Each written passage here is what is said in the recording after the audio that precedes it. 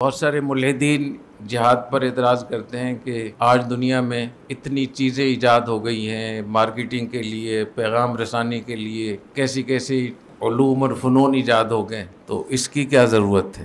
تو میں کہتا ہوں پینٹاگون کی کیا ضرورت ہے؟ اگر آپ اتنے اچھی چیزوں کے بانی ہیں، مارکیٹنگ اور ایچ آر اور فلاں، تو پینٹاگون کی کیا ضرورت ہے؟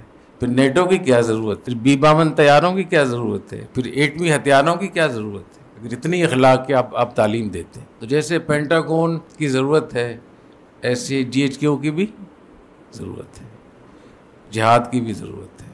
تو جیسے میں نے پہلے کہا تھا کہ یہ جہاد ہمارے اسلامی ریاست کی وزارت دفاع ہے، اور دنیا میں کوئی ایسی ریاست ہو نہیں سکتی جس میں وزارت دفاع کوئی بتا دیں، چھوٹا ملک، اس کے پاس بھی دفاع کے لیے نظم ہوتا ہے۔